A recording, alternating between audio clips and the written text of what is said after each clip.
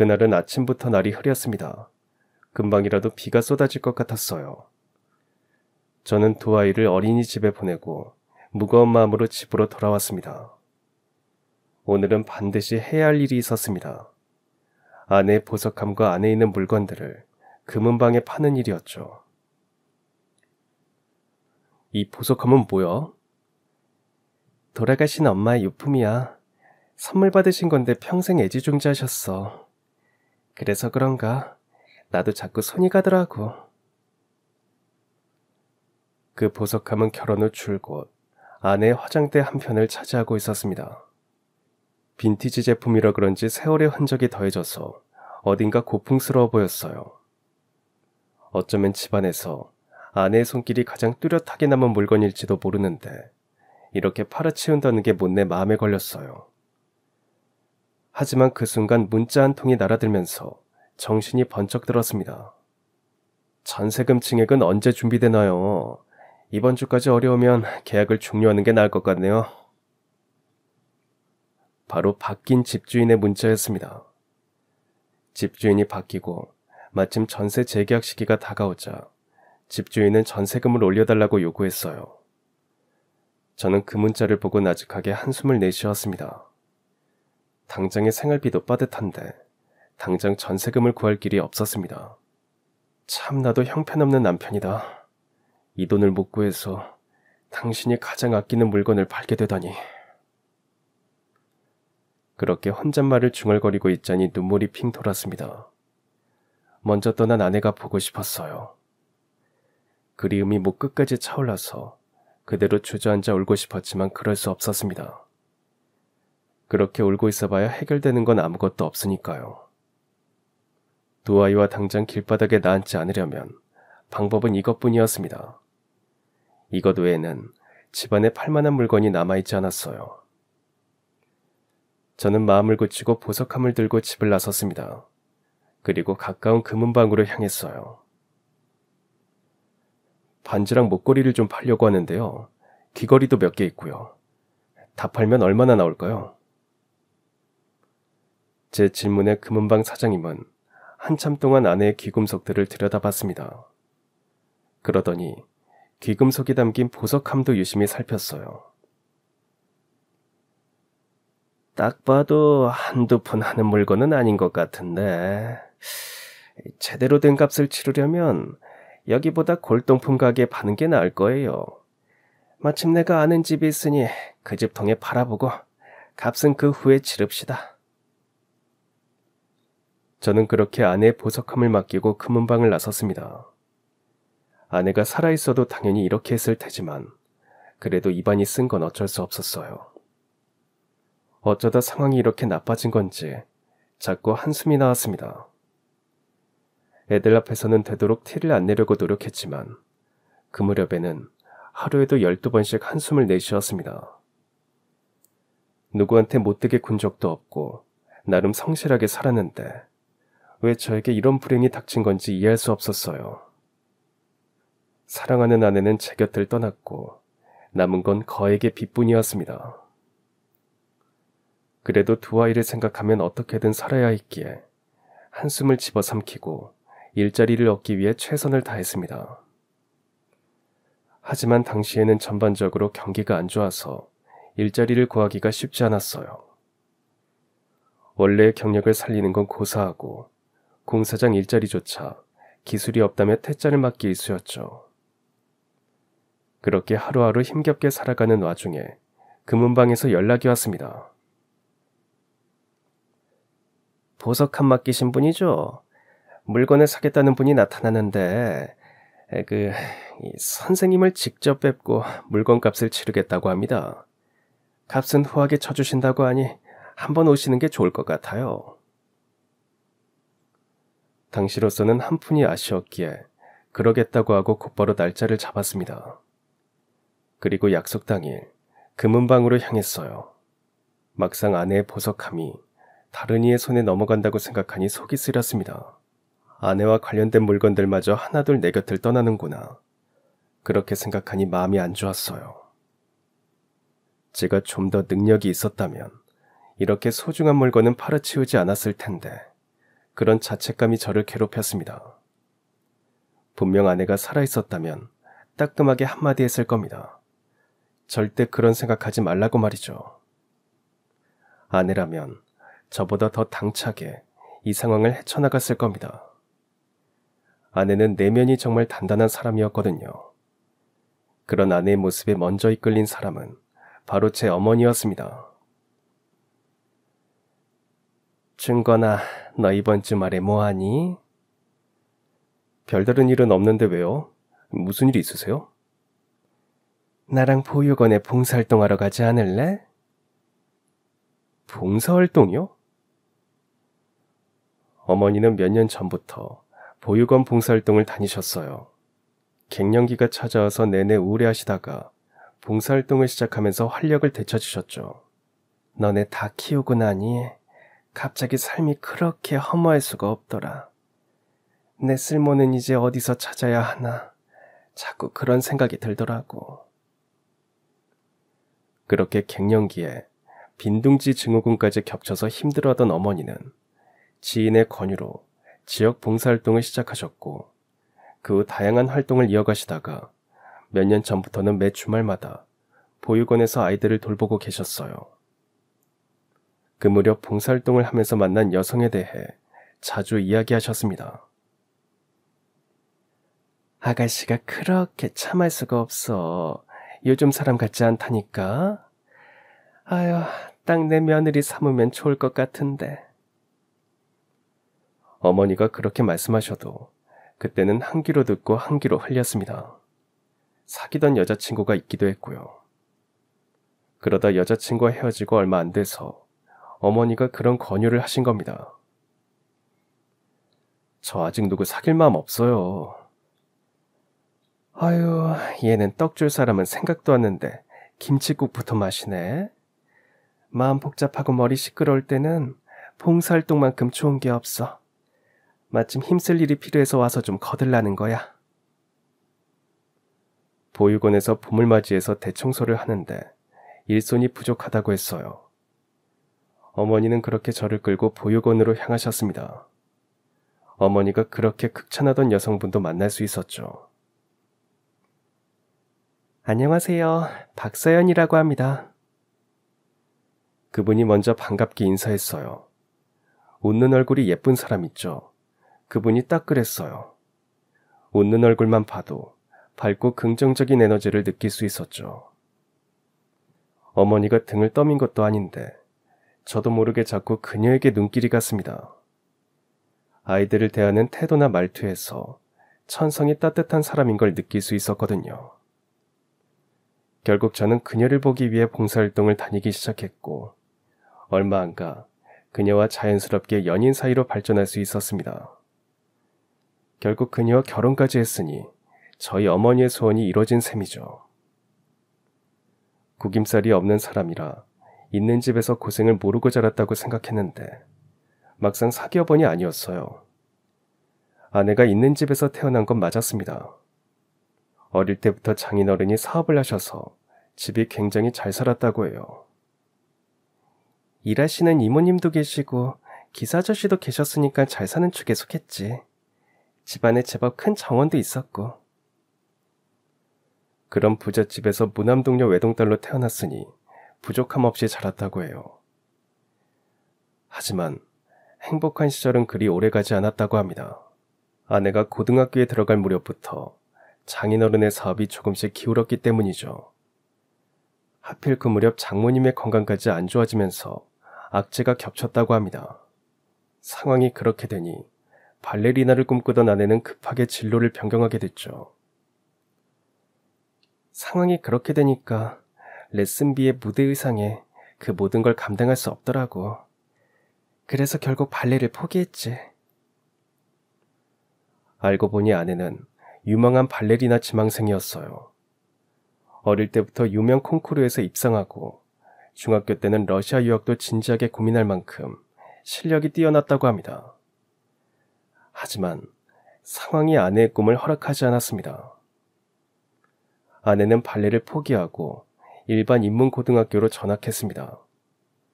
대학 역시 예술대학을 포기하고 국립대 쪽으로 알아보게 됐어요. 그렇게 되니 원래 사귀던 친구들과도 멀어졌다고 합니다. 그 모든 불행이 순식간에 들이닥치니까 당시에는 정신을 차릴 수 없었어. 결국 장인어른의 회사는 문을 닫았고 장모님은 병세가 악화되어 세상을 떠나고 말았습니다.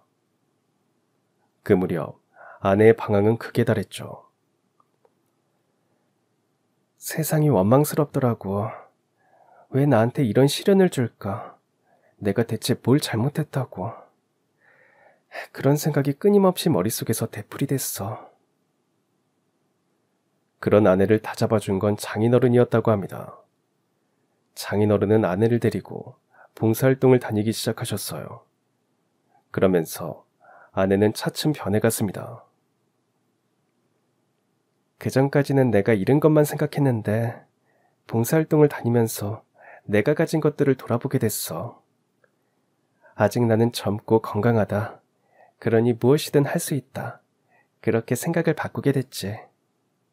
장인어른 역시 평생을 일군 사업이 한순간에 무너지고 장모님마저 곁을 떠나니 한동안은 극심한 우울증과 공황장애를 앓으셨다고 합니다.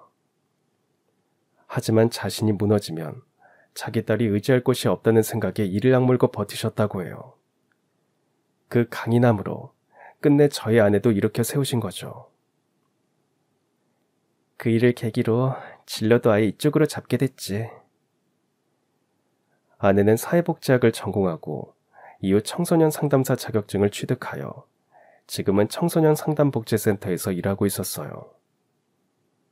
주말에는 보육원에서 아이들을 대상으로 상담봉사를 진행하고 있었죠. 큰 시련을 겪었지만 오히려 그 일이 자신을 단단하게 만들었다며 환하게 웃는 아내를 보면서 대단하다는 생각이 들었습니다. 아내와 저는 저희 어머니의 전폭적인 지지로 사귄 지 1년 만에 결혼식을 올리게 되었습니다. 저희 집이나 처가가 형편이 넉넉치 않아서 아내와 제가 모은 돈으로 작은 빌라에서 신혼생활을 시작했어요. 그러다 연년생 2아이까지 태어나면서 더욱 바쁜 나날을 보내게 됐죠. 센터로 복직한 아내는 일에 육아까지 도맡아 하느라 정신이 없었어요. 그리고 속이 좋지 않은지 식사를 제대로 못했습니다. 그 무렵 아내는 소화제를 달고 살았죠. 상비약처럼 박스채로 사놓은 소화제가 보름도 안 돼 동이 날 정도였죠. 요즘 소화가 잘 안 돼. 속도 더부룩하고. 혹시 모르니까 이번 주에 나랑 같이 병원 가보자. 아내는 제 권유에 마지못해 병원으로 향했습니다.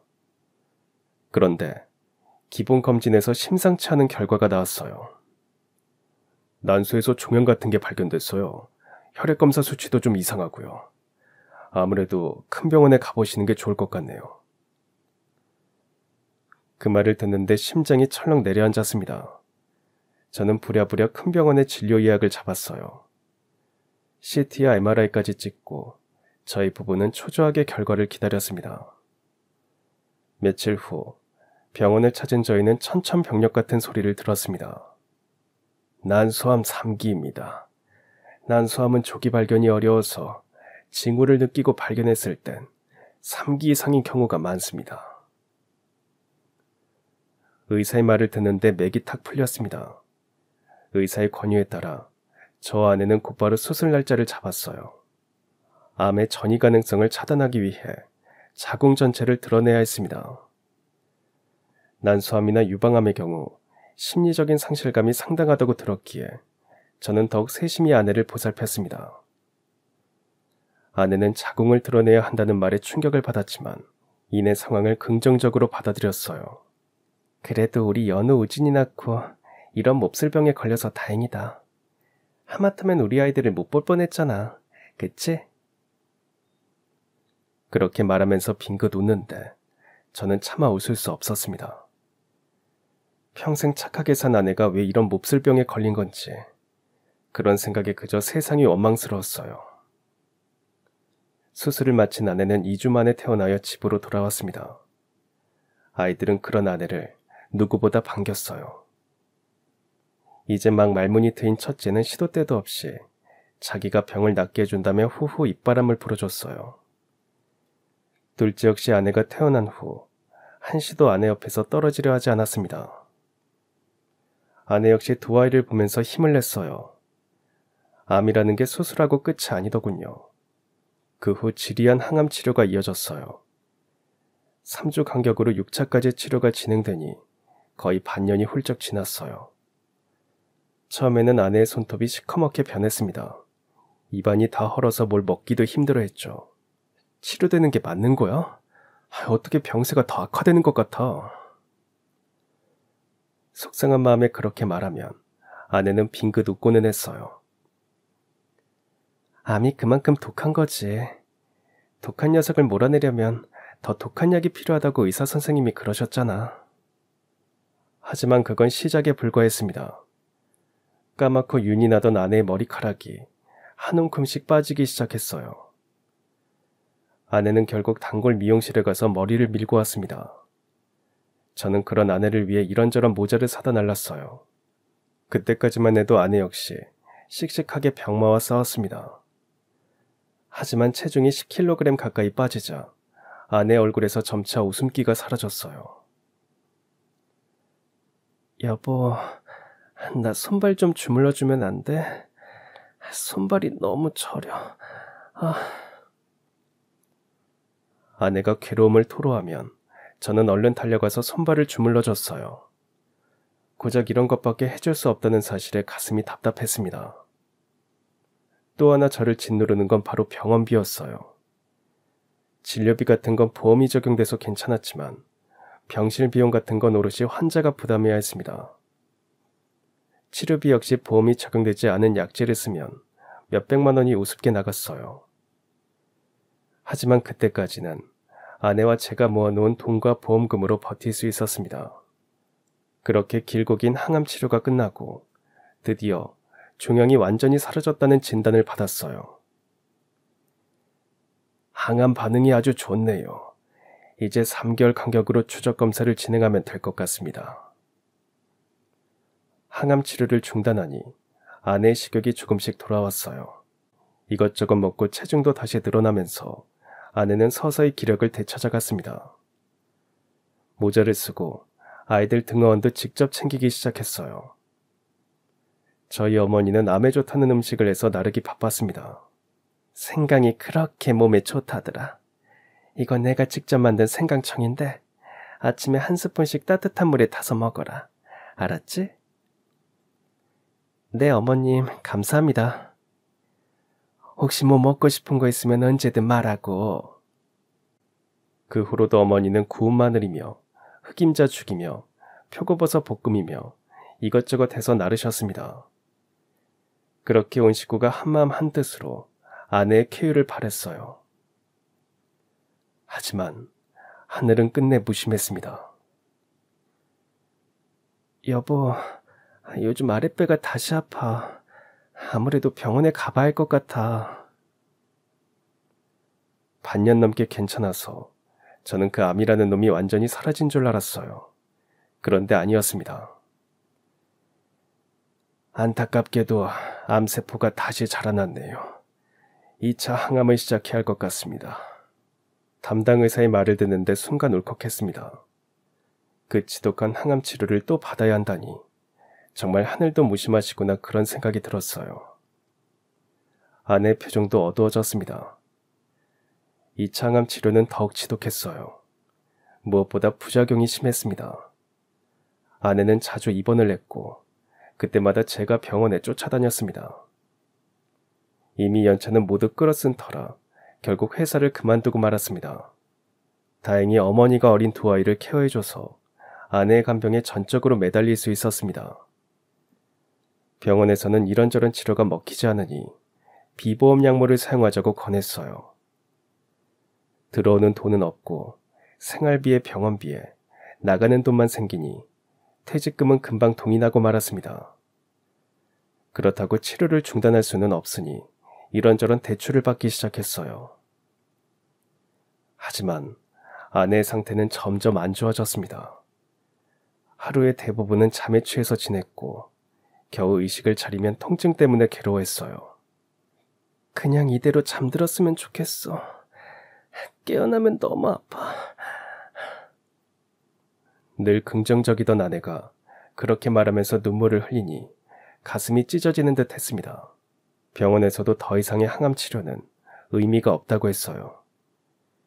결국 연명치료로 전환하고 매일매일 고통을 덜어내는 방식으로 진료가 진행됐습니다. 여보, 미안해. 이렇게 먼저 떠나게 돼서. 아니야, 난 괜찮아. 애들 걱정은 하지 말고 내가 당신 몫까지 최선을 다해서 키울게. 마지막 순간 작별을 고하는 아내에게 차마 가지 말라고 말하지 못했습니다. 이렇게 아파하는데, 이렇게 고통스러워하는데 아내를 붙잡아 두는 게 도리어 제 욕심 같았어요. 그래서 편히 눈 감아도 된다고 말해줬습니다. 지금까지 너무 고생했으니 눈 감을 때만이라도 편하게 가라고요. 아내는 제 말에 빙긋 웃었습니다. 그렇게 말해줘서 고마워. 그리고는 잠들듯 조용히 눈을 감았어요. 그게 아내의 마지막 인사였습니다. 아내가 떠난 빈자리에는 막대한 빚만 남아 있었습니다. 두 아이는 겨우 5살, 4살이었어요. 아내의 장례를 치른 후 저는 곧바로 생활전선에 뛰어들었습니다. 부지런히 빚을 갚고 아이들을 키우려면 한 푼이라도 더 벌어야 했어요. 그런데 제 취업이 생각보다 쉽지 않았습니다. 연봉을 확 낮춰도 좀처럼 오라는 곳이 없었어요. 결국 저는 구직 한 달 만에 제 취업을 포기하고 당장 돈을 벌 수 있는 일에 매달렸습니다.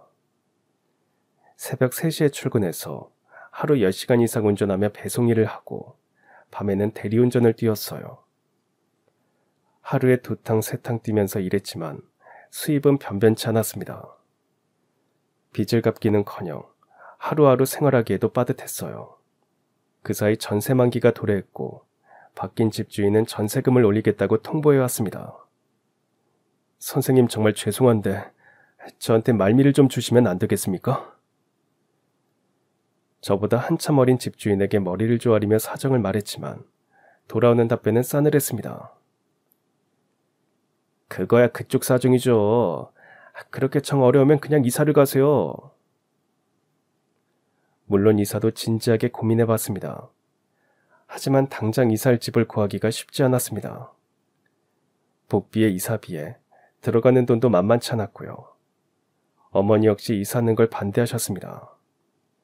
애들 엄마 죽고 안 그래도 애들 속이 어수선한데 낯선 지역으로 가면 또 새로운 환경에 적응해야 하잖니. 아무래도 애들 정서에 안 좋을 것 같다. 게다가 지금은 어머니 집 근처에 있어서 제가 일을 할 때 어머니가 아이들을 봐주셨어요. 거리가 멀어지면 그런 도움조차 받지 못하니 결국 어떻게든 전세금을 마련해보는 쪽으로 마음을 굳혔습니다. 상황이 이렇게 되니 어머니도 쌈짓돈을 보내셨어요.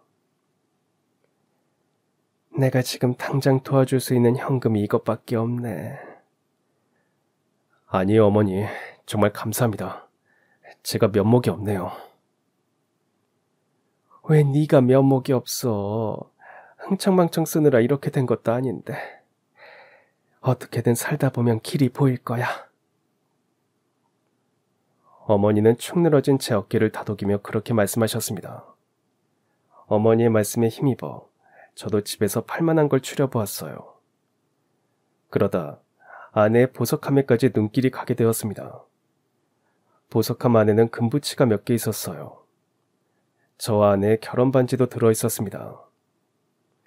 이것까지 팔아야 하나? 어쩌다 이렇게까지 바닥으로 떨어졌을까? 깊은 한숨을 내쉬다가 이내 고개를 저었습니다. 애들이랑 길바닥에 나앉을 수는 없잖아. 먼저 간 아내도 이해해줄 거라고 생각했어요. 그래도 미안한 마음은 어쩔 수 없었습니다. 미안해, 여보. 이것까지 팔고 싶진 않았는데 나중에 당신 만나면 다시 사과할게. 정말 미안해. 저는 아내와 함께 찍은 결혼 사진을 보며 나직이 사과 인사를 건넸어요. 그리고 착잡한 마음으로 보석함을 들고 집을 나섰습니다. 그게 며칠 전의 일이었어요. 그러다 금은방 사장님에게 연락이 온 겁니다. 보석함 맡기신 분이죠? 물건을 사겠다는 분이 나타났는데 선생님을 직접 뵙고 물건값을 치르겠다고 합니다. 값은 후하게 쳐주신다고 하니 한번 오시는 게 좋을 것 같아요. 저야 보석함의 가치를 모르니 얼마나 받을지 예측하기 어려웠어요. 그저 생활비에 조금이라도 보탬이 됐으면 좋겠다. 그런 생각만 하고 있었죠. 금은방에 도착하니 그 앞에 고급 세단이 주차되어 있었습니다. 안으로 들어선 저는 깜짝 놀랐어요. 검은 양복을 입은 건장한 남성이 저를 제지했기 때문이죠. 어떻게 오신 거죠? 저 보석함 판매 때문에 왔습니다. 그 사이 안쪽에 있던 금은방 사장님이 저를 보고는 아는 체를 하셨어요. 그제야 남자는 제가 안으로 들어갈 수 있게 길을 내줬습니다. 딱 봐도 보통 사람은 아닌 것 같았어요. 당신이 이 보석함의 주인입니까? 그 목소리에 뒤늦게 안쪽에 앉아있는 분을 발견했습니다. 연세가 지긋한 할머니였어요. 경호원이 보호하는 사람은 바로 그 할머니 같았습니다. 할머니는 저를 유심히 바라봤습니다. 그 눈빛이 어찌나 매서운지 저도 모르게 긴장이 됐어요. 네, 맞습니다. 이 보석함이 당신 거라고요. 네, 정확히는 제 아내의 물건입니다. 제 말에 할머니의 눈이 커졌어요. 아내 이름이 뭡니까? 박서연입니다.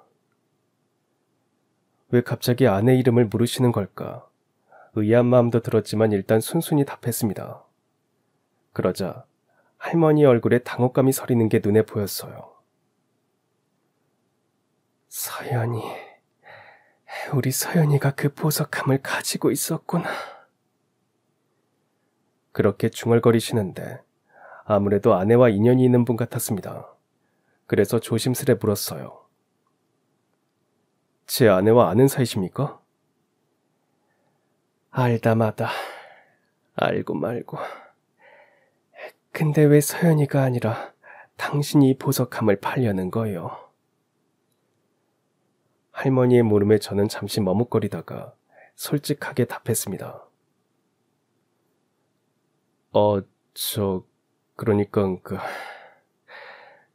아내는 병으로 세상을 떠났습니다. 이 보석함은 생활고 때문에 팔게 됐고요. 제 말에 할머니는 충격을 받은 표정으로 물으셨어요. 서연이가 죽었다고? 네, 얼마 전에 세상을 떠났습니다. 세상에... 아니 어떻게 그럴 수 있나. 젊디 젊은 게 어떻게 이 늙은이보다 먼저 세상을 떠나. 그러면서 할머니는 눈물을 흘리셨습니다. 할머니가 갑자기 눈물을 흘리시니 당혹스러웠어요. 할머니는 한참을 우시다가 겨우 마음을 다잡고는 아내와의 인연을 들려주셨어요. 서연이 내가 업어 키운 아이예요. 서연이 엄마는 내 은인이나 마찬가지고.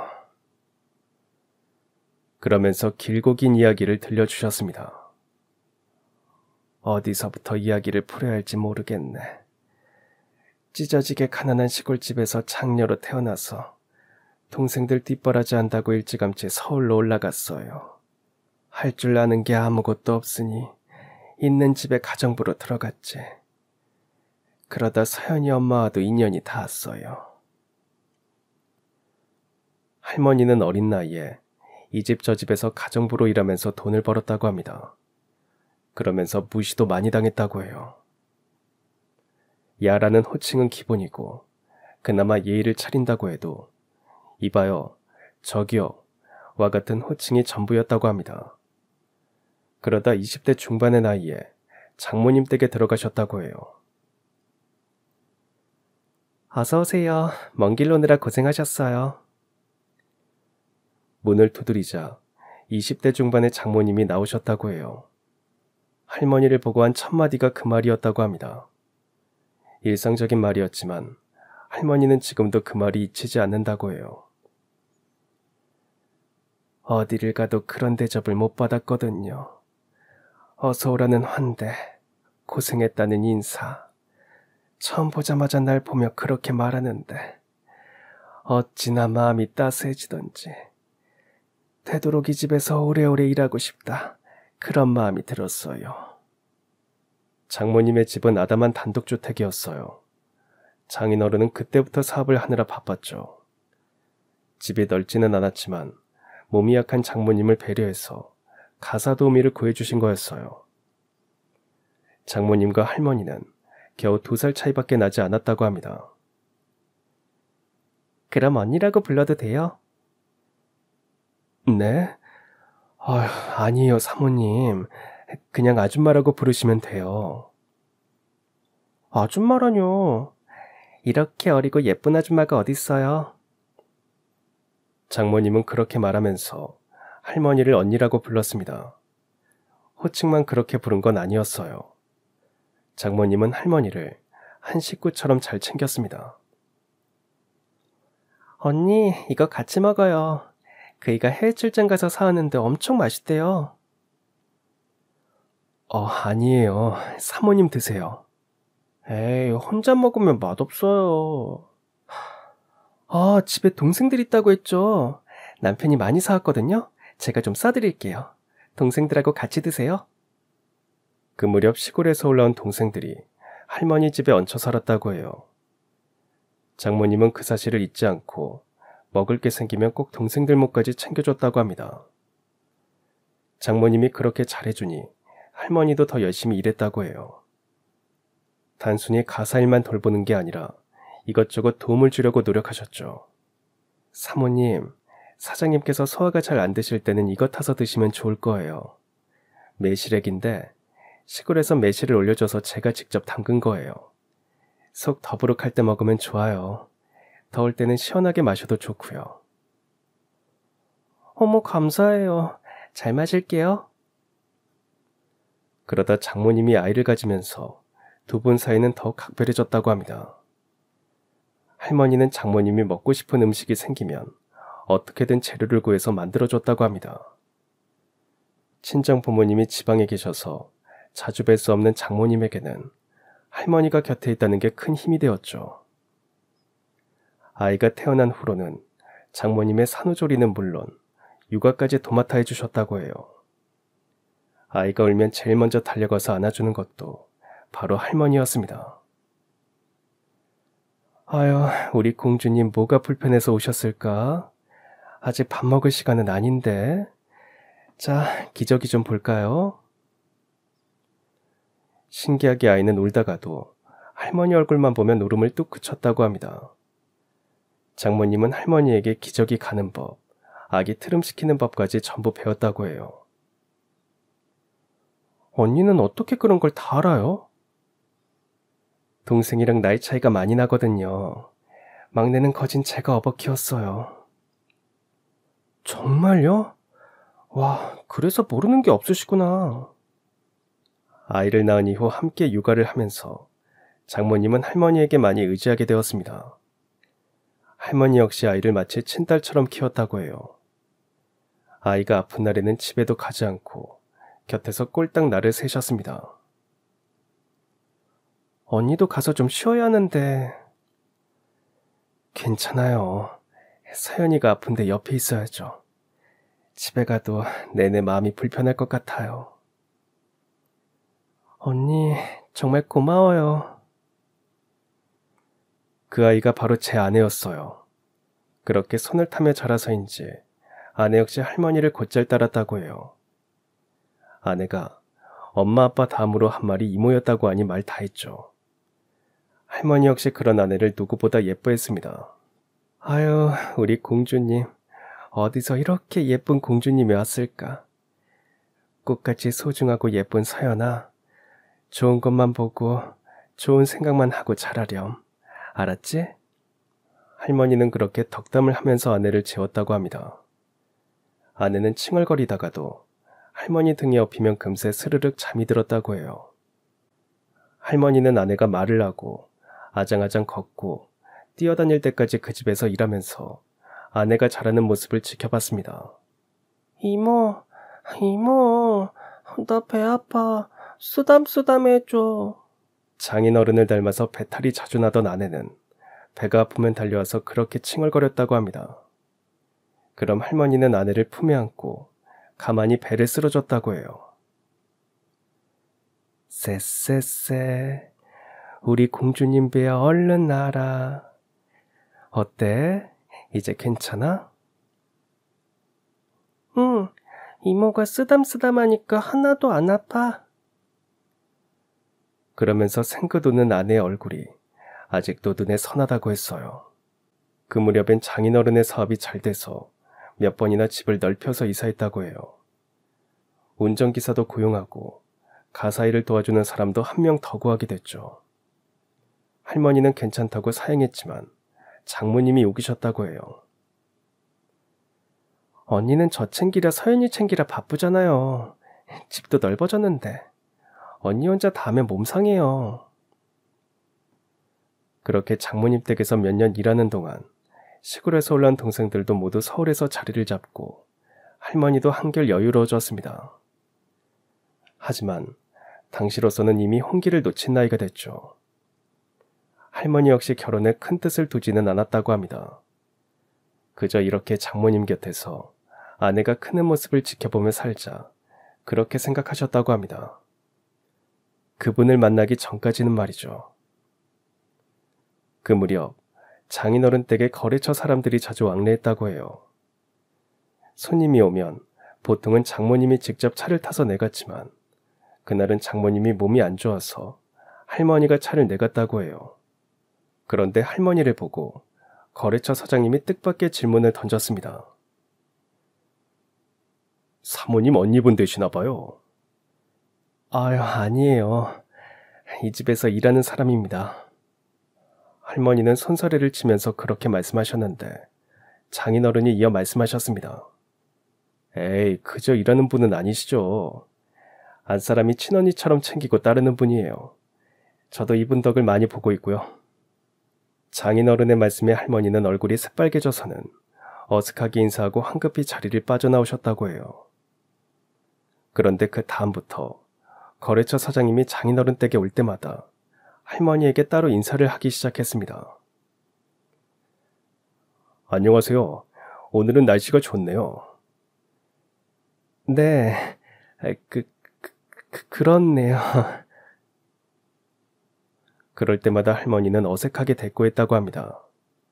그렇게 몇 번 인사를 주고받더니 그 다음에는 크고 작은 선물을 사오셨다고 해요. 그러자니 할머니 입장에서는 슬슬 부담이 되셨다고 합니다. 그래서 넌지시 장모님에게 그런 뜻을 밝혔다고 해요. 언니는 그 사장님이 별로예요? 아니, 그런 건 아닌데, 그래도 이런 걸 막 받아도 되나 싶어서요. 언니는 결혼 생각이 전혀 없어요? 결혼이요? 아휴, 이 나이에 무슨, 저랑 결혼하겠다는 사람도 없을 텐데요. 장모님의 물음에 할머니는 펄쩍 뛰면서 그렇게 답하셨습니다. 그러자 장모님이 웃으며 이렇게 말씀하셨다고 해요. 그럼 하겠다는 사람이 나타나면요? 장모님은 곧 뜻밖의 이야기를 들려줬습니다. 실은 그 사장님이 언니가 마음에 든다고 그이한테 그랬대요. 첫눈에 반했다고요. 근데 어떤 사람인지 모르고 덥석 다리를 놔줄 수는 없으니까 그이한테 어떤 분인지 좀 알아봐 달라고 했거든요. 근데 그이 말로는 사람이 꽤 괜찮대요. 그이가 좀처럼 사람 칭찬을 안 하는데 사람이 진중하고 속이 깊다고 하던데요. 그분도 가난한 집에서 태어나서 동생들 뒷바라지하랴 사업 일으키랴 정신없이 사느라 혼기를 놓치셨대요. 장모님께 그 이야기를 듣고 나니 그 후로는 그 사장님이 다르게 보이기 시작했다고 해요. 자신처럼 동생들 뒷바라지를 하느라 혼기까지 놓쳤다니 동병상련의 마음이 들어서인지 알게 모르게 마음이 갔다고 합니다. 장모님은 그런 할머니의 마음을 눈치채고는 중간에서 적극적으로 다리를 놨다고 해요. 일부러 사장님과 함께 식사 자리를 마련하는 등 자연스럽게 만날 기회를 만들었고 두 분은 자연스럽게 서로 가까워졌다고 합니다. 결국 할머니는 거래처 사장님과 결혼을 약속하게 되었고 자연스럽게 장모님 집에서 일을 하는 것도 그만두게 되었다고 해요. 마지막으로 일하는 날 장모님은 눈물을 쏟았다고 합니다. 너무 잘된 일인데 막상 언니가 우리 집에 안 온다고 생각하니까 기분이 너무 이상해요. 앞으로 서연이를 혼자 어떻게 키워야 하나 막막하기도 하고요. 아휴, 왜 그런 생각을 해요. 일만 안 한다 뿐이지. 사모님만 괜찮으시면 자주 왕래할 거예요. 그러니까 걱정하지 마세요. 정말요? 언니 그럼 자주 놀러 와요? 사모님이라는 호칭도 더는 쓰지 말고요. 우리 이제 진짜 친자매처럼 친하게 지내요. 그 후 할머니는 장모님 말대로 자주 왕래하며 지냈다고 해요. 그러면서 자연스럽게 호칭도 사모님에서 서연 엄마로 바뀌었다고 합니다. 장모님의 요청으로 말도 편하게 놓게 됐다고 합니다.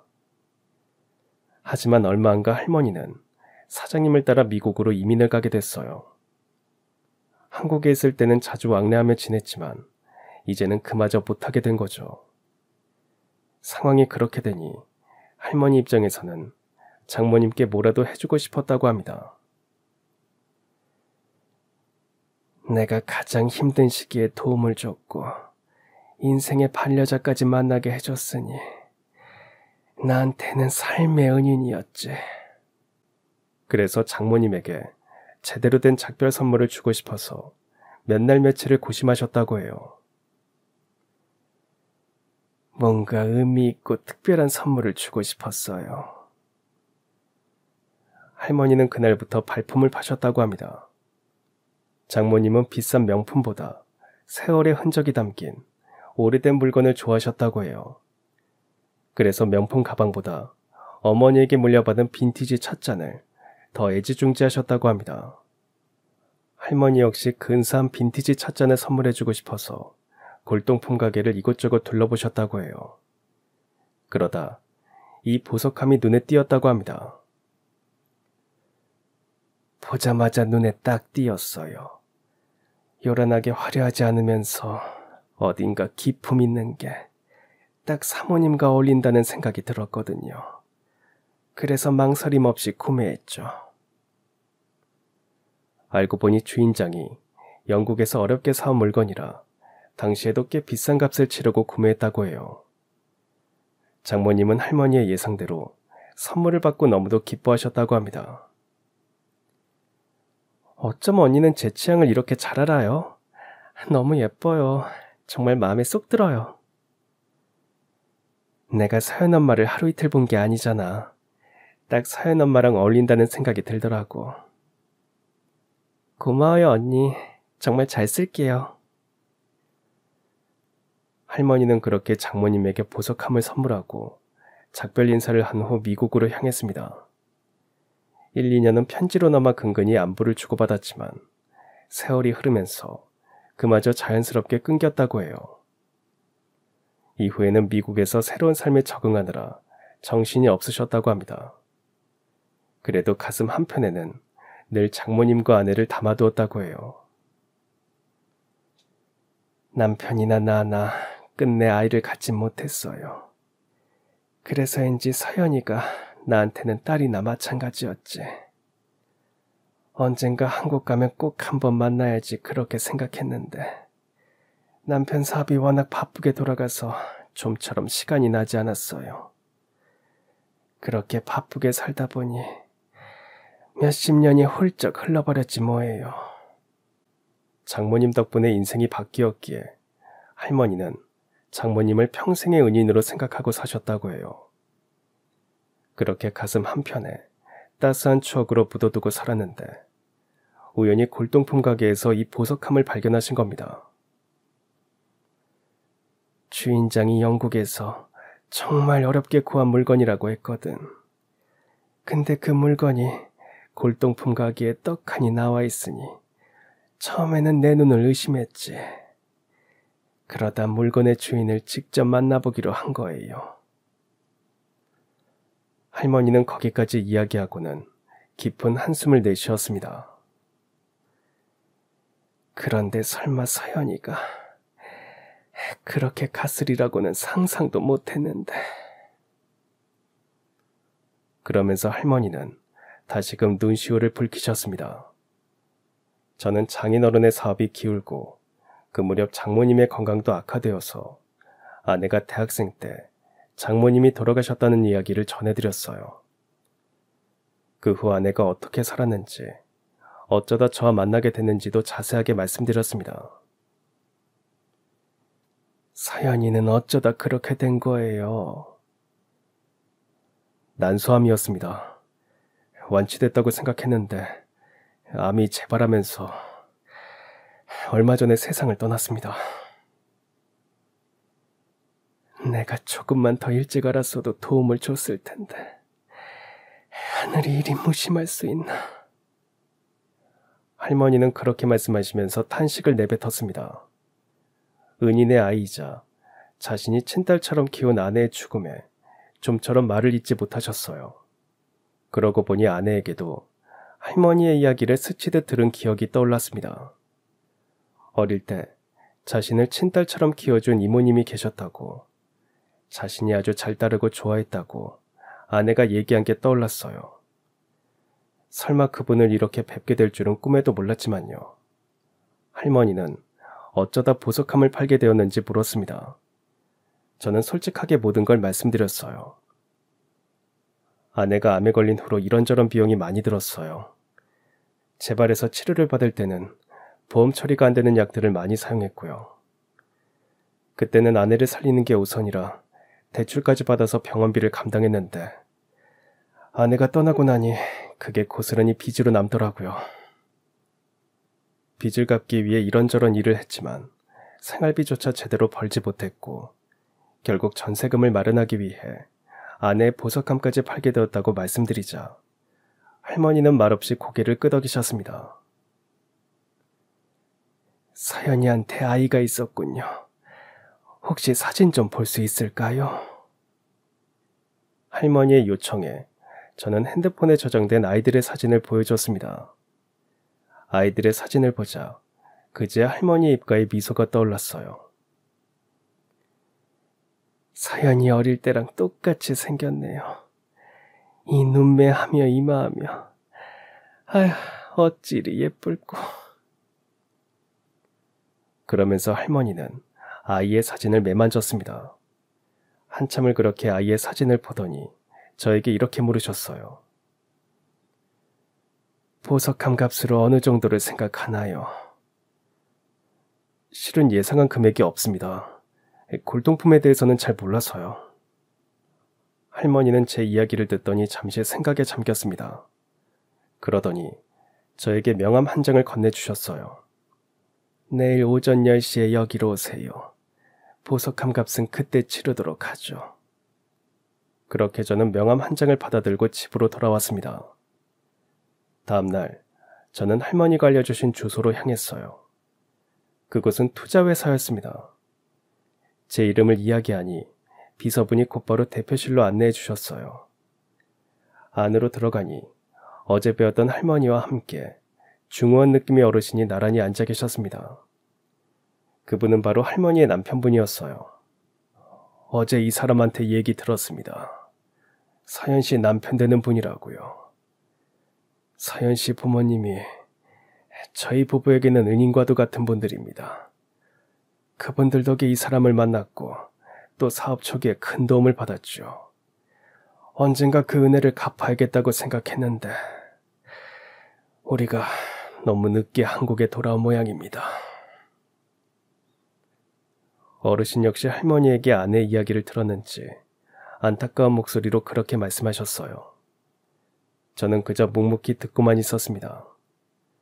그 사이 어르신께서 정말 놀라운 제안을 하셨어요. 당장 일자리를 구해야 한다고 했죠. 어떤 일자리를 구하고 있어요? 어르신의 물음에 저는 원래 하던 일을 말씀드렸습니다. 그러자 어르신이 고개를 끄덕였습니다. 잘 됐네요. 마침 괜찮은 회사가 있어서 내가 다리를 놔줄 수 있겠어요. 집에 돌아가는 대로 이력서를 보내면 내가 회사에 전달해 놓죠. 아마 다음 주부터 바로 출근할 수 있을 겁니다. 갑작스러운 어르신의 말씀에 저는 얼떨떨한 표정으로 어르신을 바라봤습니다. 어르신은 미국에서 크게 성공하고 지금은 한국에서 이런저런 사업에 투자를 하면서 지내고 있다고 했어요. 그래서 다양한 회사를 알고 있는데 마침 제가 들어가기에 적합한 회사가 있다고 말씀하셨습니다. 그런데 어르신의 호의는 거기서 끝나지 않았어요. 그리고 이건 보석함 값입니다. 그러면서 하얀 봉투를 건네셨는데 딱 봐도 봉투의 두께가 심상치 않았습니다. 봉투 안을 들여다본 저는 깜짝 놀랐어요. 어르신, 금액이 너무 큽니다. 넉넉히 넣었어요. 그 정도면 당분간 생활하는데 큰 무리가 없을 겁니다. 그래도 이렇게 큰 돈을 받아도 될지 모르겠습니다.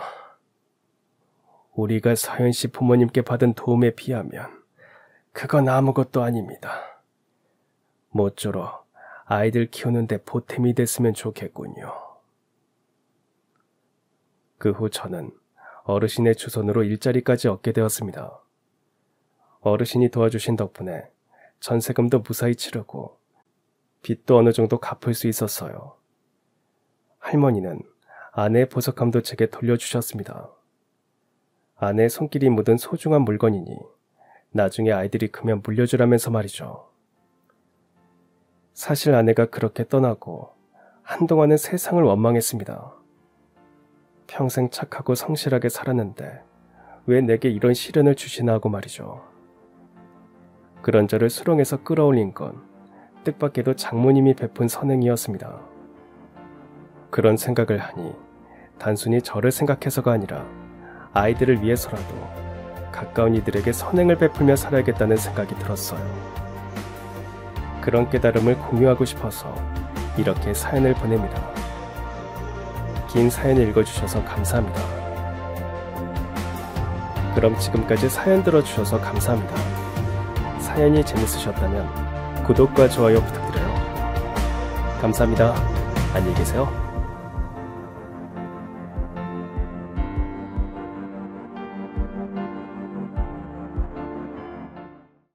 전 이제 곧 60을 바라보는 평범한 아줌마입니다. 이 정도 살다 보니 느끼는 게 하나 있는데요. 그건 바로 인생은 정말 한 치 앞도 알 수가 없다는 겁니다. 젊은 시절에 저는 요리라고는 라면 끓이는 것밖에 몰랐어요. 그랬던 제가 세월이 흘러 커다란 웍을 잡고 불 앞에서 땀을 뻘뻘 흘리며 중식당을 운영하게 될 거라고는 누가 알았겠어요. 제 자신이 봐도 참 신기하기만 합니다. 그래서 오늘은 이 기회를 빌어 제가 어떻게 이 길로 들어서게 됐는지, 제 인생에 어떤 변화가 있었는지 차근차근 이야기해 드리려고 합니다. 전 시골 마을에서 태어난 오남매 중 막내였습니다. 언니 오빠들 사이에서 늘 귀여움만 받고 자라다 보니 집안일도 요리도 그리 잘하지는 못했죠.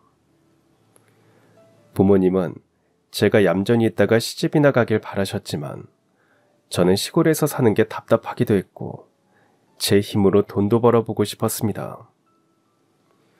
그래서 22살이 되던 해 큰 결심을 하고 서울로 올라왔습니다. 당시 제게 서울은 TV 속에서만 보던 눈부시게 빠르고 화려한 세상이었죠. 막상 기차에서 내려보니 두렵기도 했지만 설렘이 더 컸습니다. 마침 고향에서 먼저 올라와 직장 생활을 하던 친구가 있었는데 다행히 그 친구가 자기 자취방에 함께 살자고 해서 큰 걱정은 덜 수 있었습니다. 친구와 함께 좁은 방 한 칸에서 지내면서 여기저기 일자리를 알아봤지만 쉽진 않았어요. 정희야, 일자리 구했어? 아니, 면접은 몇 번 봤는데 아직 연락 오는 데는 없네. 서울 오면 일자리 많다더니 그것도 아닌가 봐.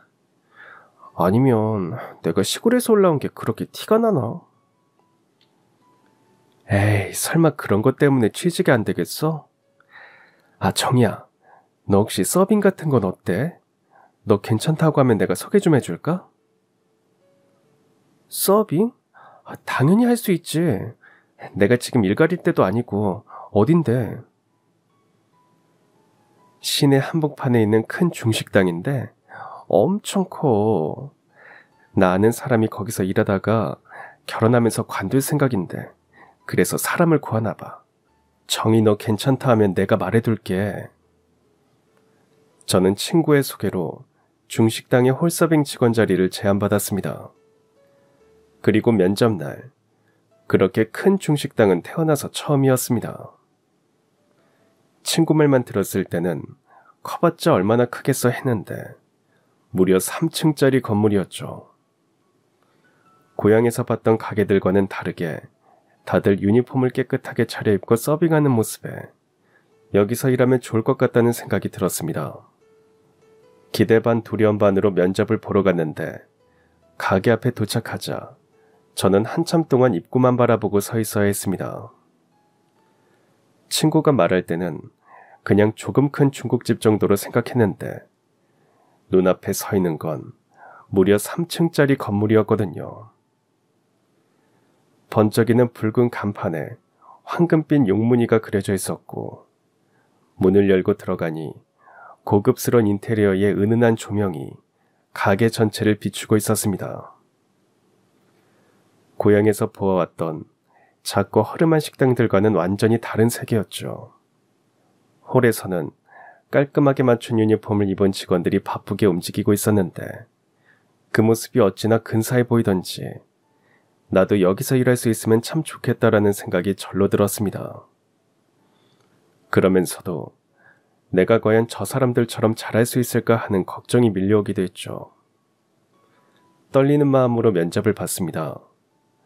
질문은 많지 않았지만 저는 최대한 밝게 웃으며 성실히 대답하려 애썼습니다. 긴장 때문에 손끝에 땀이 맺힐 정도였는데 다행히 사장님은 제 태도를 좋게 보신 것 같았습니다. 그렇게 면접을 마치고 집으로 돌아오는 길, 혹시라도 떨어질까 마음을 졸였는데 다음날 바로 출근하라는 연락을 받았을 때는 믿기지 않을 만큼 기뻤습니다. 그곳은 큰 규모의 식당인 만큼 메뉴도 테이블도 많았습니다.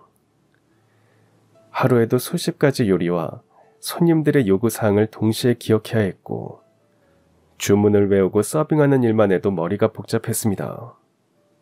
모든 게 낯설고 버거웠어요.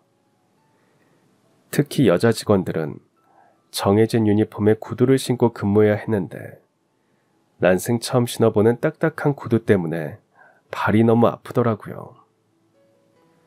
참아보려 했지만 시간이 지나면서 발 뒤꿈치에 물집이 잡히고 그게 터지는 바람에 통증은 말로 표현할 수 없을 정도였습니다. 그래서 쉬는 시간에 구석에 앉아 구두를 벗고 발을 살펴봤습니다. 피가 조금 스며나오고 까진 피부가 쓰라려 손대기도 어려웠습니다. 아직 퇴근까지는 한참 남았는데 이걸 어떻게 견뎌야 할지 고민하고 있던 그때 누군가 제 어깨를 톡톡 두드렸습니다. 뒤돌아보니 제 또래 정도로 보이는 남자가 서 있더라고요. 하얀 작업복을 입은 걸 보니 주방에서 일하는 사람 같았어요. 그는 제게 밴드를 내밀며 말했습니다. 그거 꽤 쓰릴 텐데 이거라도 붙이세요. 훨씬 나을 거예요. 근데 처음 보는 얼굴인데 들어오신 지 얼마 안 됐나 봐요. 사실 저도 일한 지 몇 달 안 됐어요. 주방에서 일하는데 맨날 양파만 깎다 보니까 손빌 일이 많더라고요. 그래서 밴드를 챙겨 다니게 됐는데 여기 몇 개 더 드릴 테니까 필요할 때 쓰세요. 그 뒤로 가게에서 일하는 동안 그 남자를 가끔 마주치곤 했습니다. 손님을 맞거나 주문을 전달할 때, 혹은 주방과 홀을 오가며 스쳐 지나갈 때마다 그의 다정한 말투가 들려왔어요. 시골에서 살던 제 귀에는 익숙하지 않은 부드럽고 따뜻한 톤이라 제게 아는 척하며 건네는 가벼운 인사조차 제 가슴을 두근거리게 했습니다. 그리고 실제로 그가 보여주는 행동도 말투만큼이나 다정하고 친절했어요. 그래서인지 그는 홀서빙을 하는 여자 동료들에게도 인기가 많았습니다. 다들 모이면 그의 이야기를 했고, 그러다 보니 어느새 제 마음 한켠에 그가 조용히 자리 잡았어요. 그의 이름은 정재성이었고 저보다 4~5살은 더 많은 것 같았습니다. 한번 의식하기 시작하자 마음은 점점 커져갔습니다.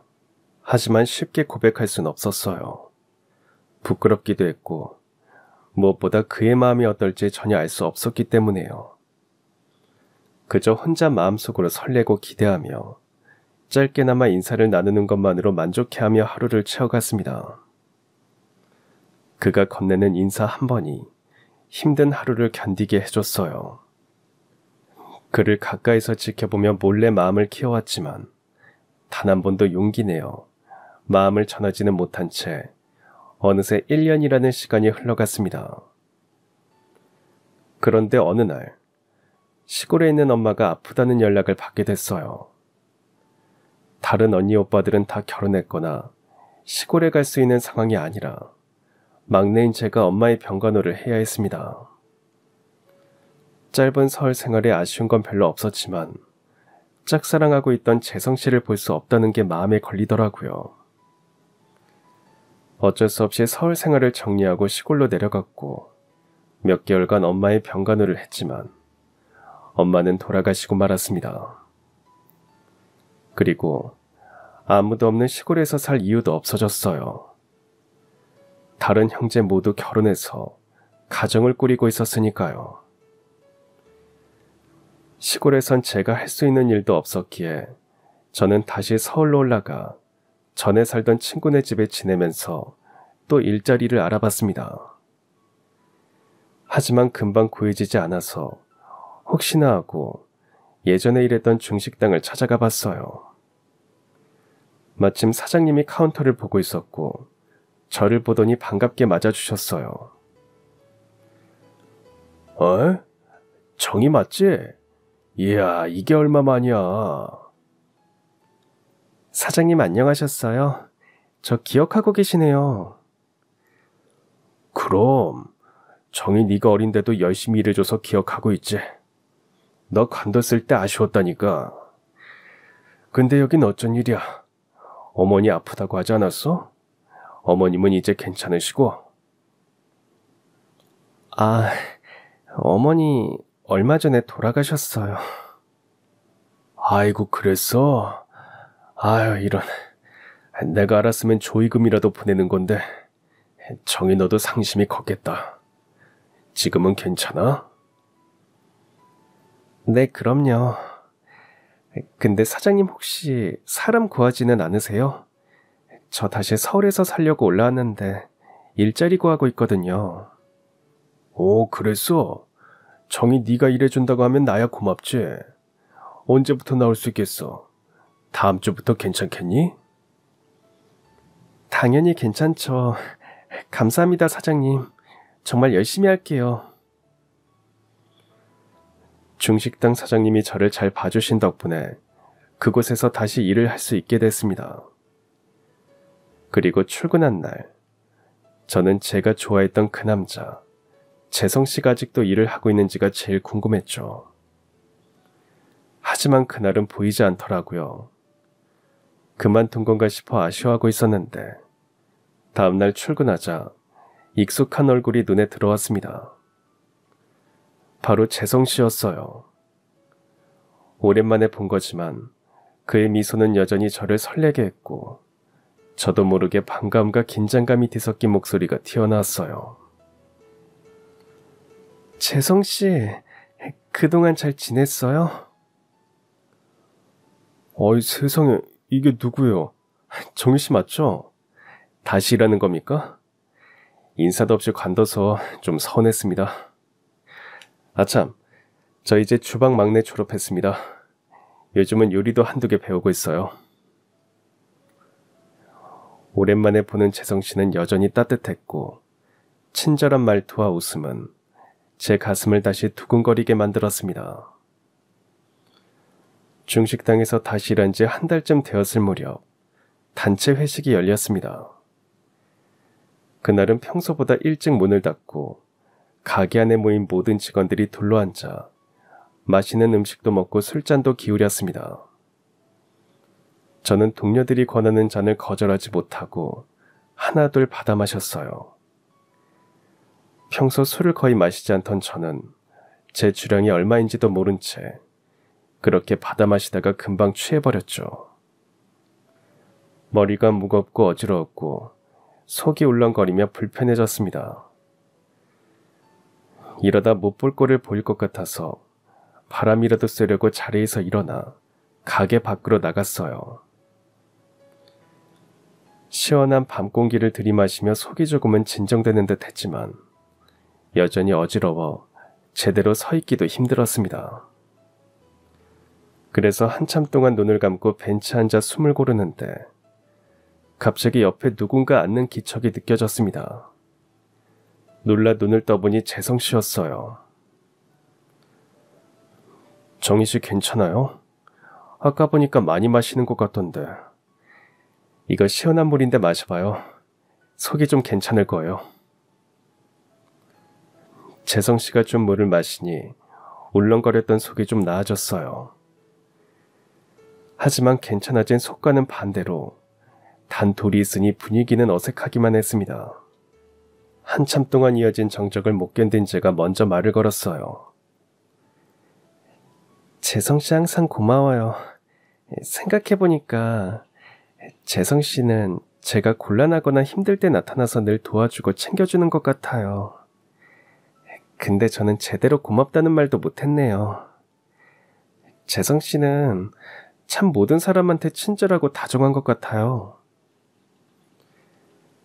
정희 씨, 내가 한간 사람도 아니고 어떻게 모든 사람한테 친절하고 잘 챙겨줄 수 있겠습니까?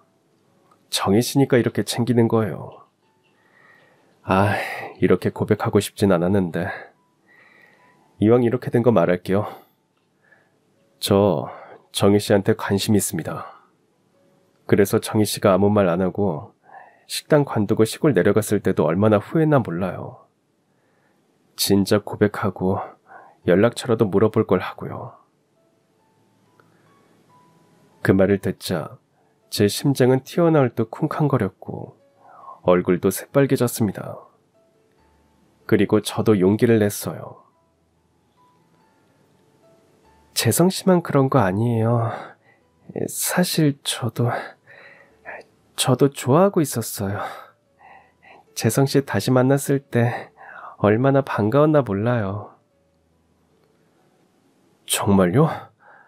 그럼 정희 씨, 저랑 만나주실래요? 재성 씨의 얼굴에는 믿기 힘들다는 표정과 함께 미소가 번졌어요. 그날 저희는 서로의 마음이 같다는 걸 확인했고 연인 사이가 됐습니다. 연애를 시작하고 나서부터는 퇴근 후에 자연스럽게 데이트를 했고 가끔은 재성 씨의 집에서 시간을 보내며 식사를 함께 하기도 했습니다. 그는 요리를 굉장히 즐기는 사람이었고 집에서도 저를 위해 자주 밥을 만들어 주었죠. 단순한 집밥이 아니라 자신이 연습 중인 메뉴나 직접 구상한 중식당 메뉴를 정성껏 준비해 주기도 했습니다. 그가 만든 음식은 제 입맛에도 딱이었어요. 와, 저는 요리 진짜 못하는데 재성 씨가 만든 요리는 너무 맛있어요. 그냥 하는 말이 아니라 주방장님이 하는 것보다 제 입맛에 훨씬 잘 맞다니까요. 진짜 맛있어요. 그만 비행기 태워. 어떻게 주방장님 요리보다 맛있겠어? 아니 진짜라니까요.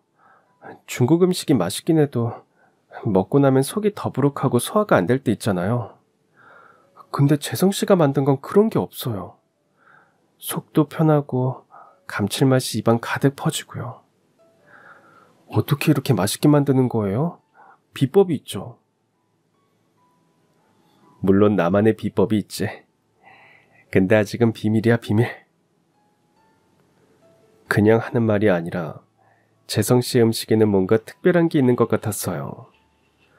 저는 그가 해주는 음식을 먹다가 문득 궁금해졌습니다.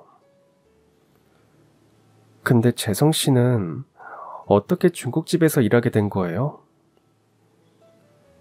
먹고 살려고 시작했지. 우리 집에선 지금 내가 가장이거든.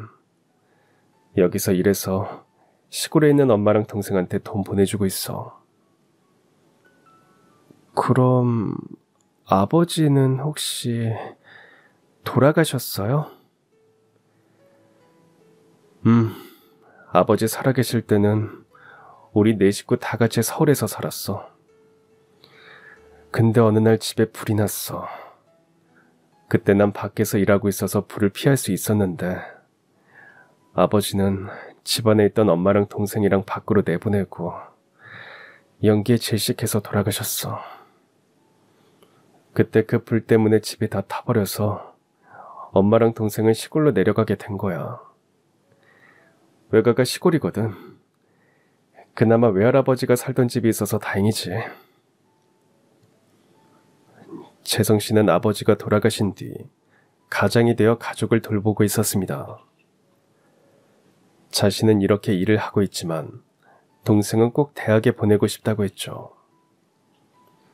그의 사정을 알고 나자 책임감이 대단하다고 생각했어요. 저는 집안에서 막내였던 탓에 요리도 잘 못했고 언니 오빠들에 비해 책임감은 별로 없었거든요. 항상 웃고 있어서 이런 걱정은 없을 줄 알았는데 그의 웃음 뒤에는 이런 아픔과 사정이 있다는 걸 알게 되었고 믿음직스러운 그에게 더욱 빠져들었습니다. 재성 씨는 언제나 가족이 우선이었어요. 자신을 위해서는 작은 돈조차 아끼면서 동생 학비나 어머니 생활비 같은 데만 쓰곤 했죠. 늘 그렇게 사는 모습을 보면서 대단하다는 마음과 함께 한편으로는 조금 안쓰럽기도 했습니다. 그래서 문득 궁금해졌어요. 가족이 아닌 오롯이 재성 씨 자신을 위해 하고 싶은 일은 없는 걸까 하고요. 그럼 재성 씨는 꿈 없어요? 가족들 말고 재성 씨가 이루고 싶은 거요. 좋은 사람이랑 결혼하고 그러고 나면 나중에 내 이름으로 된 가게 내는 거? 근데 아직 너무 먼 이야기지. 재성 씨라면 할 수 있을 거예요. 나도 옆에서 도울게요.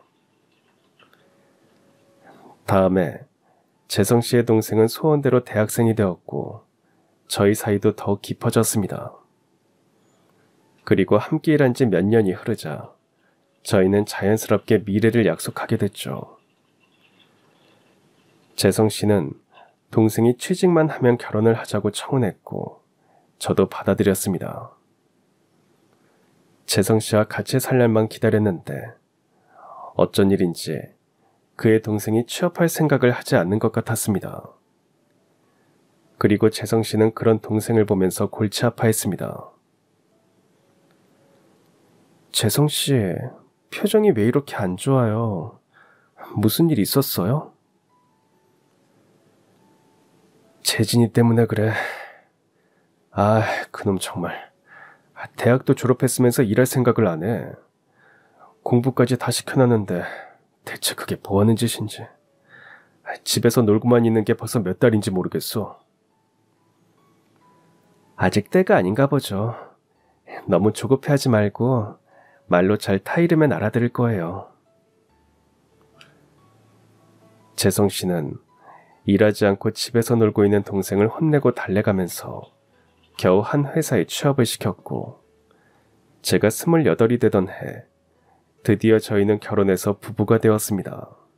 그때 당시 재성 씨는 이제 동생에게 할 만큼 해준 것 같다면서 후련한 마음을 가졌고 저한테 이제 우리의 가족을 잘 꾸려가자고 했죠. 재성 씨와 결혼한 뒤 저는 중식당을 관두고 집에서 살림을 시작했습니다. 딸 아들을 하나씩 낳았고 남편은 그 식당에서 점점 더 요리사로 자리를 잡아갔죠. 그리고 그 사이 남편의 동생도 한 여자를 만나 결혼했어요. 시동생은 예전부터 형인 제 남편에게 의지하는 게 많았습니다. 겉으로 보면 형을 잘 따른다고도 할 수 있지만 사실상 집안일은 전부 남편 몫이었죠. 제사나 집안 대소사가 있을 때도 정작 책임을 함께 져야 할 시동생은 손 하나 까딱하지 않았습니다. 장남인 남편이 앞장서야 하는 건 맞지만 그래도 집안일이라는 게 혼자만의 몫일 수는 없잖아요. 그런데도 시동생 부부는 늘 핑계를 대기에 바빴습니다. 집에 온다고 해도 상 다 차려놓으면 얼굴만 비추고 금세 가버리기 일쑤였고 아예 오지 않는 날도 많았습니다. 어느 해에는 바쁘다며 못 온다고 해놓고는 나중에 보니 둘이서 여행을 다녀온 걸 알게 된 적도 있었죠. 그때 남편은 결국 참지 못하고 전화를 걸어 화를 냈습니다. 정재진, 너 우리 아버지 제사에는 꼭 온다고 약속했잖니. 그런데 또 빠지는 게 말이 돼? 지금 네 형수 혼자 다 준비하고 있잖아. 어머니도 시골에서 일부러 올라오셨는데 이렇게 무책임하게 굴면 되겠어? 아이, 형 미안. 내가 이번엔 꼭 가려고 했는데 그게 갑자기 일이 생겨서. 그놈의 일 핑계는 이제 지겹다. 나한테 거짓말하고 있는 거 다 알고 있는데. 됐다. 더는 말 안 하마. 늦더라도 와서 어머니 얼굴이라도 뵙고 가던지. 시동생은 늘 그때뿐이었고 근본적으로 바뀌는 일은 없었습니다. 그리고 무엇보다 힘들 때마다 제일 먼저 찾는 건 항상 남편이었죠. 회사가 어려운데 전셋값이 모자라요. 그러니까 나 조금만 도와주면 안 될까요? 너 전에도 차 바꾼다고 돈 좀 해달래서 가져갔잖아. 그거 얼마나 됐다고 또 돈을 해달라고 하니? 너 언제 네 앞가림 할래? 나는 뭐 이러고 싶어서 그래. 나도 형수 앞에서 그리고 형 앞에서 이런 말 하는 거 민망해. 근데 회사가 어려서 어쩔 수 없잖아. 형, 진짜 이번이 마지막이야. 딱 한 번만 더 도와주라. 시동생이 돈을 빌려간 건 한두 번이 아니었고 정작 갚은 적도 없었습니다. 처음엔 남편도 안쓰럽다 싶어 도와줬지만 요구가 점점 커지고 뻔뻔해지자 더는 들어줄 수가 없었죠. 재진아, 이젠 나도 여유가 없다. 대출도 더는 못 받아. 너도 가장인데 언제까지 무슨 일만 생기면 형한테 와서 손 벌릴 거야. 이번엔 정말 안 된다. 이만 돌아가. 형 진짜 너무하네. 내가 전셋값 다 달라는 것도 아니고 조금만 보태달라는 건데 그것마저 못 해주겠다는 거야? 그래 됐어. 내가 괜히 왔다 괜히 왔어. 이럴 줄 알았으면 시간 낭비 안 하는 건데. 에휴. 이 일로 두 형제는 크게 싸우게 됐습니다. 시동생이 그렇게 나가고 남편은 속이 상했는지 술도 안 마시는 사람이 혼자서 소주를 마시고 있더라고요. 그 모습을 보자 저도 기분이 좋진 않았습니다. 그래서 동서에게 전화를 걸었어요. 동서 나야, 잘 지냈어? 동서도 도련님한테 들었지? 우리 그이랑 도련님 서로 말다툼한 거. 그래도 도련님이 동생인데 먼저 와서 풀라고 동서가 말 좀 해보면 어때? 아무리 속상해도 형한테 그렇게 화내고 가는 건 아니지. 형제 사이 더 나빠지기 전에 동서가 도련님 설득해봐. 제가 그렇게 말하면 동서가 알아들을 줄 알았습니다. 하지만 동서는 예상과 달리 되레 큰 소리를 치더라고요. 형님 말씀 한번 잘하셨네요. 형제라고는 두 사람뿐인데 그런 동생 부탁 하나 못 들어줘요? 그리고 들어보니까 아주버님이 먼저 큰 소리 쳤다면서요. 아주버님도 그래요. 동생이 어렵다는데 집에서 쫓겨날 수도 있다는데 돈 다 해달라는 것도 아니고 조금이라도 못 도와주시냐고요. 아, 저도 진짜 속상하네요. 됐고요. 우리 남편이 무슨 잘못을 했다고 먼저 사과를 하러 가요. 형님도 계속 그런 말 하실 거면 전화 끊을게요. 동서는 그렇게 먼저 전화를 끊어버렸습니다. 저는 어이가 없었죠. 동서는 조금 다를 줄 알았더니 두 사람 하는 짓이 똑같았습니다. 그래도 저는 돈 때문에 좋았던 형제 사이가 멀어지는 건 아니다 싶었어요. 남편도 저와 같은 생각이었나 봅니다. 며칠 후, 그래도 자신이 형이니 동생에게 먼저 손을 내밀어야겠다면서 얼마간의 돈을 준비해 시동생을 불렀습니다. 재진아, 이거 네가 부탁한 돈이다. 근데 나도 진짜 어려워서 네가 말한 전부는 준비 못했어. 그리고 재진아, 형도 벌써 애가 둘이다. 앞으로는 자식들 밑으로 들어갈 돈도 만만치 않을 거고 이제 네 형수 볼 낯도 없다. 이번이 진짜 마지막이야. 알겠어? 알았어. 나도 이제 형한테 돈 해달란 말 안 해. 됐지? 그 뒤 시동생의 입에서 더 이상 돈 해달라는 말은 나오지 않았습니다.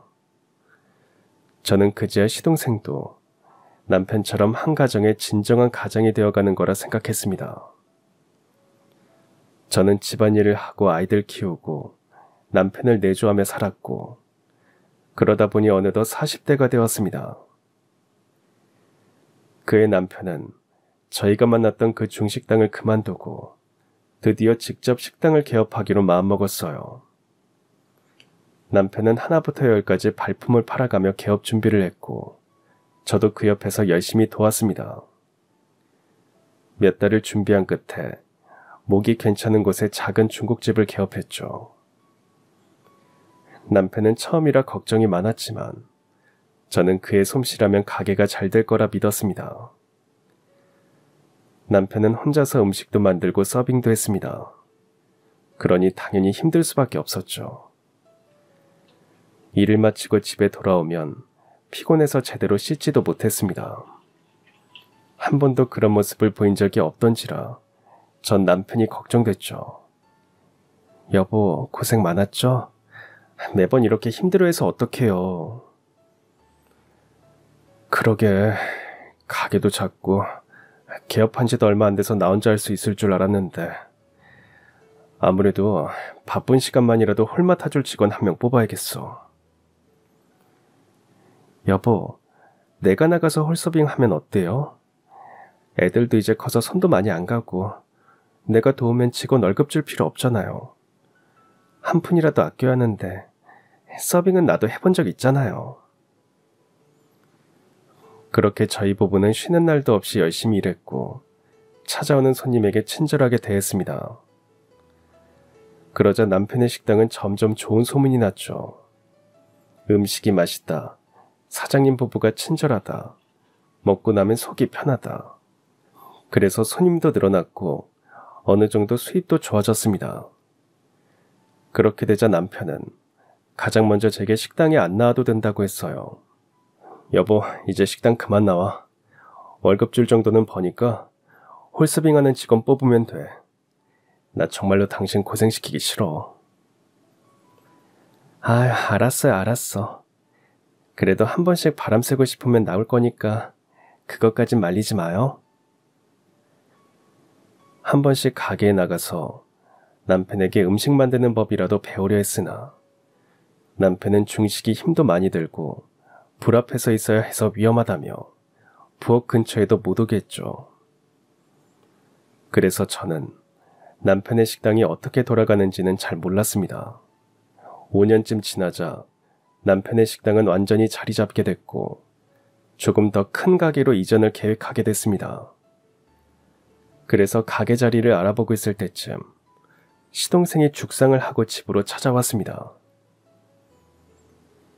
도련님, 왜 이렇게 오랜만이에요?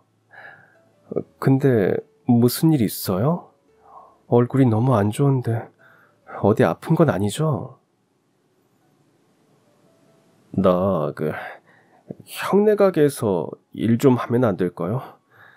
회사가 망해서 나 하루아침에 백수 됐어요. 시동생이 갑자기 일자리를 잃었다는 말에 저희 부부 역시 깜짝 놀랐습니다. 중소기업이긴 했지만 나름 재정은 탄탄하다고 들었거든요. 아무리 경기가 어려워졌다고 하지만 이렇게 하루아침에 부도가 날 줄은 예상하지 못했습니다. 시동생은 다 죽어가는 목소리로 말했어요. 형 중국집도 더 큰 가게로 옮긴다면서? 그럼 직원도 더 필요하지 않아? 내가 가서 홀매니저 하면서 일하면 좋지 않을까? 그래도 남보다는 가족이 낫잖아. 그리고 나 그동안 영업부에서 일한 거 알지? 사람 상대하는 건 잘하니까 형 한 번만 생각해줘. 재진아, 형이 고민을 더 해볼게. 일단 집으로 돌아가라. 남편은 그 자리에서 선뜻 대답을 못했습니다. 웬일인지 고민이 깊어 보였죠. 하지만 며칠 고민 끝에 남편은 시동생과 같이 일하기로 결정했고 주방은 남편이, 홀은 동생이 맡기로 했습니다. 더 크고 넓은 곳에서 가게를 재오픈한 뒤 시동생도 열심히 일했죠. 그리고 시간이 갈수록 남편에게 음식을 배우기도 하는 듯 했습니다. 자신도 음식 몇 가지는 할 줄 알고 부엌이 어떻게 돌아가는지 알아놔야 남편이 바쁠 때는 옆에서 도와줄 수 있다는 이유에서였습니다. 그리고 1년 정도 지나자 시동생도 간단한 중국 음식 몇 개는 만들 수 있을 정도가 됐죠. 남편과 시동생이 중국집을 운영한 지 2년 정도 지났습니다. 남편은 종종 새로운 레시피 개발을 위해서 쉬는 날이 되면 가끔 지방에 있는 맛있다고 소문난 중국집에 가보기도 했습니다. 여보, 오늘은 강원도에 간다고 했죠? 날씨 예보 보니까 눈이 많이 올 수도 있다고 하던데 다음에 가면 안 돼요? 오늘 아니면 또 언제 가볼지 몰라서 그래. 너무 걱정 마. 갔다가 밥만 먹고 일찍 올게. 저녁 6시 전에 올 거야. 하지만 약속했던 저녁 6시가 훌쩍 지나도록 남편은 나타나지 않았습니다. 원래 일이 조금 늦어질 수도 있겠다 싶었지만 시간이 점점 길어지고 눈이 많이 내리자 불안한 마음이 커졌죠. 운전 중일지도 모르는 남편에게 괜히 전화를 걸어 신경 쓰이게 하고 싶지 않아 그저 초조하게 기다리고만 있었습니다. 그러던 중 핸드폰이 울렸습니다. 반가운 마음에 급히 받았지만 들려온 건 남편의 목소리가 아니었습니다. 혹시 정재성 씨 보호자 되시나요? 여기 병원입니다. 지금 환자분이 교통사고를 당하셔서 응급으로 들어오셨어요. 남편이 있다는 병원으로 달려가는 내내 저는 큰 사고가 아니길 바랬습니다. 하지만 막상 도착해보니 남편의 부상은 생각보다 훨씬 심각했어요. 쏟아지는 눈 때문에 미끄러진 트럭이 남편의 차를 들이받은 거였죠. 하지만 의사에게서 그것과는 비교도 안 되는 충격적인 말을 듣게 됐습니다. 보호자님, 정재성 씨가 척추가 크게 손상되어 있는 상태로 실려오셨어요. 저희도 최선을 다했지만 이미 신경들이 심각하게 다친 상태라 허리 아래로는 움직일 수가 없을 겁니다. 네? 선생님, 그게 무슨... 저희 남편 요리하는 사람이에요. 근데 몸을 못 움직이면 어떡해요? 선생님, 저희 남편 좀 살려주세요. 척추신경이 손상된 남편은 반신불수가 되어 허리 아래로는 아예 감각도 느낄 수 없고 움직일 수도 없게 됐습니다. 이제 더 이상 예전과 같은 생활을 할 수 없었죠. 남편의 사고는 모두에게 충격이었습니다. 특히 남편에게요. 예전처럼 서 있을 수도 요리도 할 수 없게 됐다는 사실에 크게 절망했습니다. 제가 할 수 있는 거라고는 남편 옆을 지키는 일밖에 없었어요. 며칠 후 시동생 부부도 병문안을 왔습니다. 남편이 잠들자 시동생은 제게 물었습니다. 형수님, 형이 정확히 어떤 상태예요? 척추신경이 손상돼서 앞으로 허리 아래로는 움직일 수가 없대요. 어떡해요. 평생 요리만 하고 살아온 사람인데. 재활치료를 해보긴 하겠지만 앞으로 평생 휠체어를 타야 한다고 하더라고요. 아이고, 그럼 앞으로 가게는 어떻게 하나? 그래도 가게는 걱정 마요. 형 없는 동안 내가 우리 와이프랑 가게 잘 돌보고 있을 테니까 형수는 형 병간호에만 신경 써주세요. 시동생은 그날 한번 병문안을 왔다 간 이후로 한 번도 오지 않다가 가게에 처리할 일이 있어서 남편의 사인을 받으러 한 달 만에 병원을 찾았습니다. 저희 부부는 그때 남편이 직접 가게를 운영할 수 없기에 앞으로 어떻게 하면 좋을지 의논을 하던 중이었죠. 형수님 안녕하세요. 형 사인 받아야 할 게 있어서 왔습니다. 근데 두 분 무슨 얘기 중이셨어요? 사업자 명의가 남편 이름으로 돼 있는데 가게 계속 유지하려면 세금 신고랑 위생점검 같은 거 남편이 다 해야 하잖아요. 근데 이렇게 병실에 있으니 앞으로 가게를 어떻게 하면 좋을지 말하고 있었어요. 남편이 옆에서 아무래도 이제 다른 사람에게 가게를 넘겨야겠다고 하자 조용히 듣고 있던 시동생이 나섰습니다. 형, 그 가게가 어떤 가게야? 형이 피땀 흘려 일군 건데 그걸 남한테 주면 아깝지 않겠어? 그럼 어쩌니? 내 몸이 이래서 이제 관리도 제대로 할 수 없는데. 형 그러지 말고 그 가게 나한테 넘겨. 공짜로 넘겨달라는 거 아니야. 근데 내가 지금 가진 돈이 2,000뿐이거든? 일단 이거 받고 나머지는 내가 가게 수익이 나면 거기서 매달 얼마씩 입금할게. 어때? 전 시동생의 제안이 나쁘지 않았습니다. 저는 음식 만드는 법도 가게가 어떻게 돌아가는지도 몰랐어요.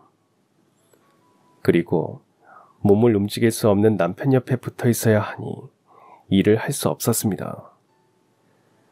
그리고 시동생이 한 달에 한 번씩 수익을 나눠주면 적게라도 안정적인 수입이 들어올 것 같았습니다. 무엇보다 저 역시도 남편이 일궈낸 가게를 생판 남에게 넘겨주기는 아까웠거든요. 그렇게 저희는 시동생에게 식당 명의를 넘겼습니다. 그때까지 꿈에도 몰랐어요. 그게 전부 시동생의 계산된 행동이었다는 걸요.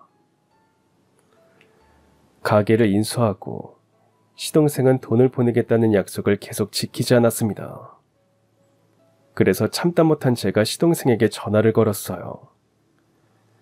시동생은 이전과는 다르게 아주 쌀쌀맞고 짜증스런 말투로 전화를 받았습니다. 아, 형수, 왜 이렇게 자꾸 전화를 하세요? 바빠 죽겠구만.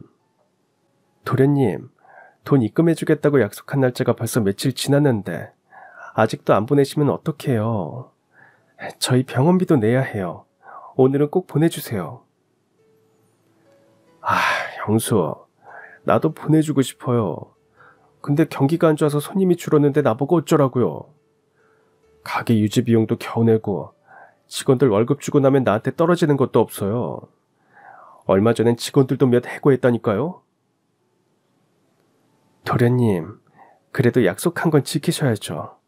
벌써 몇 번이나 어기셨어요. 도련님이 이렇게 나오시면 저도 어쩔 수 없어요. 소송할 거예요. 소송이라고요? 그래요? 어디 해봅시다. 막말로 내가 계약서 쓴 것도 없는데 누가 이기나 해보자고요. 시동생에게 제대로 속았다는 생각이 들었습니다. 남편한텐 충격일까봐 처음엔 이 사실을 숨기려 했지만 다음날 병원으로 찾아온 시어머니 때문에 남편도 모든 걸 알게 됐어요. 애미야, 재진이한테 다 들었다.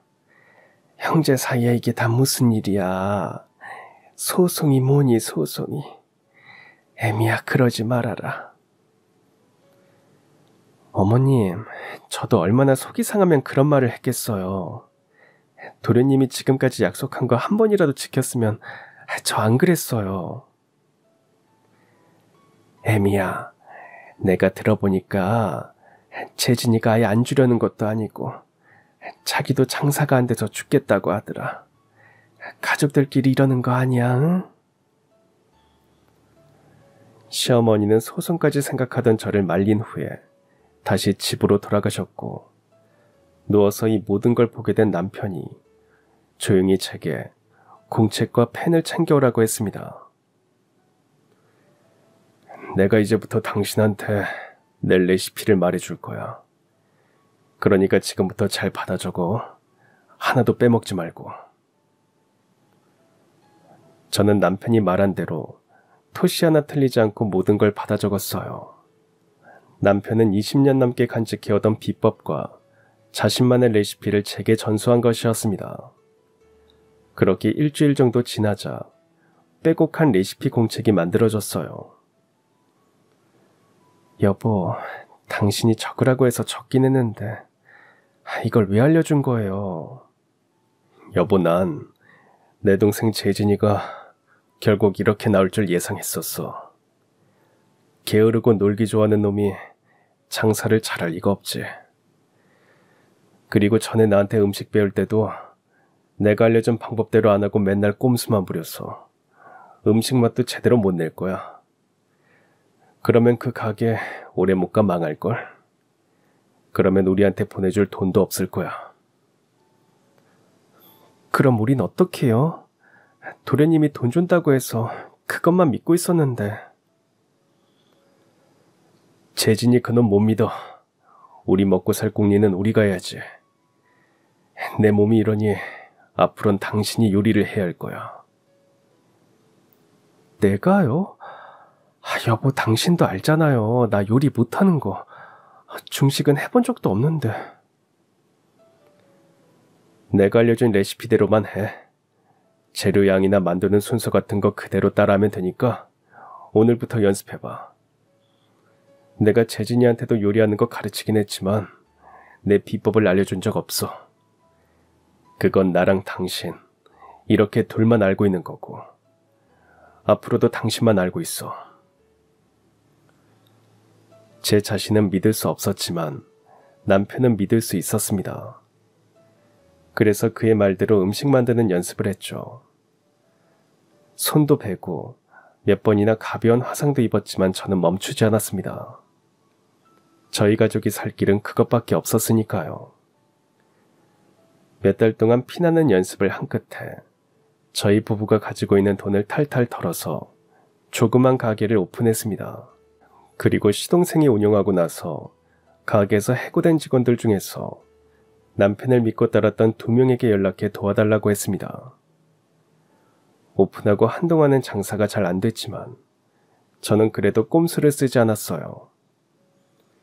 남편이 알려준 대로 레시피에서 어긋나지 않게 그 방식 그대로 순서까지 지켜가며 음식을 만들었죠. 손도 많이 가고 힘들었지만 중국 음식의 문외한인 저는 오직 가게 남편의 말을 따랐습니다. 그러던 어느 날 문을 열자마자 손님들이 몰아쳤습니다. 갑작스러운 일에 저와 직원들은 정신을 차릴 수가 없었어요. 그렇게 한바탕 폭풍이 끝나고 쉬는 시간이 되자 저는 가게에 손님이 몰린 이유를 알게 됐습니다. 사장님, 이것 좀 보세요. 이 사람이 엄청 유명한 맛집 블로거인데 우리 가게가 이 사람 블로그에 올라가 있는데요. 제가 갑자기 손님이 몰려서 이상해가지고 손님한테 물어봤거든요. 어떻게 알고 오셨냐고. 그랬더니 이 사람 블로그 보고 왔다 하더라고요. 그 맛집 블로거가 올린 글에는 우리 가게 음식 사진과 함께 화려하지 않지만 정직한 맛, 먹고 나서도 속이 편안한 집, 앞으로도 계속해서 먹고 싶은 맛이라는 평가가 담겨 있었습니다. 입소문은 금세 퍼졌습니다. 손님들이 다시 찾아와 친구나 가족을 데리고 오고 SNS에 사진을 올리기도 했습니다. 처음엔 하루에 서너 테이블도 채우기 힘들었는데 어느 순간부터는 점심시간이면 줄을 서야 할 정도로 가게가 북적거렸습니다. 바쁘게 하루하루를 보내고 있던 어느 날 직원들이 시동생의 가게 소식을 전해줬습니다. 사장님 그 소식 들으셨어요? 사장님 시동생네 가게 망했대요. 안 그래도 사장 바뀌고 나서 맛이 예전만 못하다는 불만이 인터넷에 자주 올라왔었거든요. 단골 손님도 다 떨어졌고 장사도 안 돼서 파리만 날렸나 봐요. 그러니까 당연히 적자가 나고 여기저기 대출로 메꾸다가 망했다던데요. 그 시동생 파산해서 회생 신청까지 했다던데 사장님 모르셨어요? 처음 듣는 이야기였습니다. 사실 장사가 잘 되고는 너무 바빠서 시동생이 어떻게 살고 있는지 신경 쓸 겨를도 없었거든요. 하지만 한편으로 남편이 일군 가게가 망해버렸다는 사실이 씁쓸하긴 했습니다. 그래서 그날 병원으로 돌아가 남편에게 제가 들은 말을 전해줬죠. 남편은 예상이라도 했다는 듯 평온한 표정이었어요. 당신은 놀라지도 않네요. 나는 그 말 듣고 깜짝 놀랐는데. 내가 전에 말했잖아. 재진이 그놈 가게 말아먹을 거라고. 아휴, 어쩜 그 나이 먹고도 변한 게 없는지. 에휴. 그런데 그때 누군가 남편이 있는 병실로 들어왔습니다. 돌아보니 시어머니와 시동생 부부였어요. 남편은 시동생을 달가워하지 않았습니다. 시어머니는 저희에게 말했습니다. 얘들아, 내가 재진이한테 다 들었다. 재진이가 너희한테 큰 잘못을 했더라. 나는 그것도 모르고 너희한테만 뭐라고 했었어. 너희 볼 면목이 없다. 어머니가 왜 사과를 하세요? 사과할 사람은 따로 있는데. 그래, 네 말이 맞다. 재진이 너 뭐하니? 형이랑 형수한테 얼른 사과 안 하고.